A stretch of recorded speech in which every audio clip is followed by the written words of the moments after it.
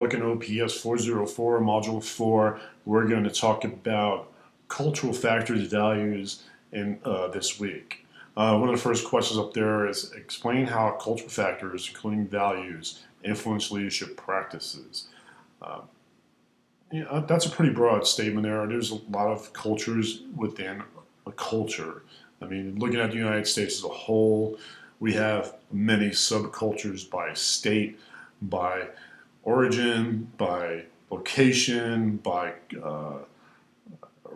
ethical backgrounds, Caucasian, Hispanic, African American, Native American, Latino, Hispanic. I mean, we have a lot of subcultures here within a bigger culture that we call the United States, and we claim as American, what we believe as Americans: freedom of speech, right to bear arms, stuff like that. We have our first, second, third, fifth, all these amendments, and our rights, a Bill of Rights that we claim as American, which make us American. And we're a free capitalist society, which makes it even more interesting.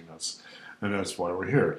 So looking at those cultural factors and what values we hold as Americans, so much Americans, what values the organization holds for themselves, and what that leader, you as leader, or that leader you're following, should be displaying those values.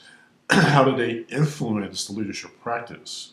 Each organization has its own different kind of culture. Everybody does things a little different, and we all have our tweaks. I mean, if you look at a business like between McDonald's, Burger King, and Wendy's, they all serve hamburgers, right? French fries. But they all have a different culture, which makes their different food appear different, even though it is basically the same. Wendy's has the square burger that's never frozen. McDonald's has the Big Mac, excuse me, and Burger King has the Whopper. So basically it's a burger in a bun with lettuce and tomato, pickles, but then you have special sauce on McDonald's.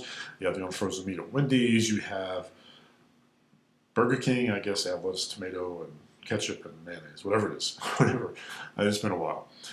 Moving down there to explain the contribution of cultural sensitivity and cultural intelligence to leadership effectiveness. I think this one here, being sensitive to the culture, is understanding a culture. If you're a Caucasian male, female leading an organization, and you have multiple cultures there between Hispanic, Native American, African American, Asian Pacific, have an understanding what's going on. I mean, ideally they're all under the same culture, but everybody has their own little quirks in their own culture, and they may have a different, as well as religious values, which branches out to different cultural aspects and respects we have to have there as well. I know at one point I was a maintenance manager in LAX. All my employees were Hispanic, and about 80% of them spoke Spanish. And I speak a lick of Spanish. Learn some, but I understand the culture, to guide them through, and they can understand me, and we have a kind of relationship.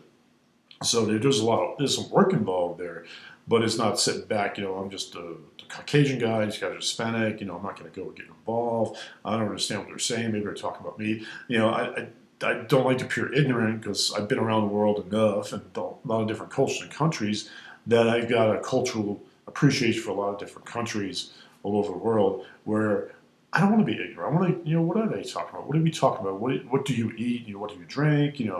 What makes you laugh? Try to understand that and have a bigger, broader cultural understanding of the people you're leading and working with.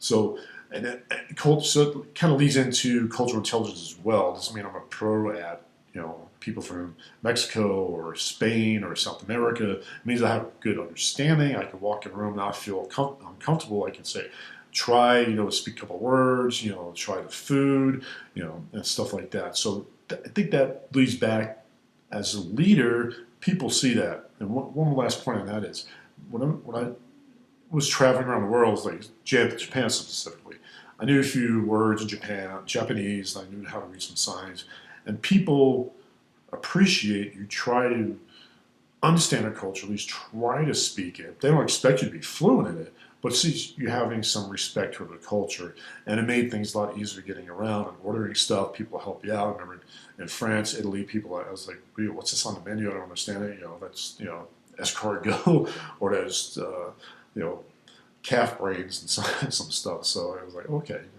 So they had fun with it, and so did I. So it was just like, open up your mind to the culture, being culturally sensitive and intelligent about who you're dealing with. Explain leadership initiatives to enhance and acceptance of cultural diversity. We're all different. Basically, we're all the same. You cut me, I cut you, we bleed, right? But we all have a little quirks about who we are, what makes us different from another person. You have straight, gay, lesbian, cross-gender, black, white, orange, pink, all kinds of people working in the space. And they have similarities, just similarities working there. You don't need to be an expert on what exactly each person's cultural diversity is, but understand what it is and have some respect towards it. It may not fit your values. It may clash with other people's values. The biggest conversation or biggest clash in a workplace is always, religious values. Christianity versus Jews versus Catholic versus Muslim versus Islam versus Judaism. They're all different, yet we all are the same. My point is, so kind of have a good understanding of that. Different holidays, you don't usually celebrate Christmas now, a winter holiday, because everybody has Kwanzaa, Ramadan, you have Catholics have Christmas, stuff like that. So there's just different holidays within our big mix of culture here. And finally, explain the importance of overcoming cross-cultural barriers to communication. Like I said earlier, learn some words. You don't have to be fluent in Spanish, Japanese, Italian, French, Russian, whatever. Know a few words. Try to understand. Try to appear interested in what's going on. Because somebody may have an understanding of A while you're explaining B. And explaining A, and there's a cultural difference there. So there might be a language barrier. I mean, I even had it on courses here. Like, well, I had some British and they're saying whilst, and I'm like, whilst. I'm like, oh, whilst. Okay, I don't kind of regenerate myself, look up whilst again. What does that mean in a writing? So it made better sense. So I had to step out of my little comfort zone and say, okay, whilst means this, and when I had a British student. So it's a matter of getting understanding. It's not to be fluent. You could ask somebody, hey, what's some good word to say? Or internet. Go to the internet. What are good greeting words to say? Or something try to fit in. Say hola, how's vida saying, hi, sayonara, stuff like that. I mean, just ask how am I having a good day, stuff like that, or just try to fit in. Again, not trying to be fluent, but if you're going to work across cultural barriers, what do you do to help break them? What does the other person do to help break them too? If they see you're trying to learn some words, they'll probably try to learn some words. And that's the gist of this week's discussion. I look forward to everybody's input, and I hope you have fun with this and have a great week, and we'll see you in class.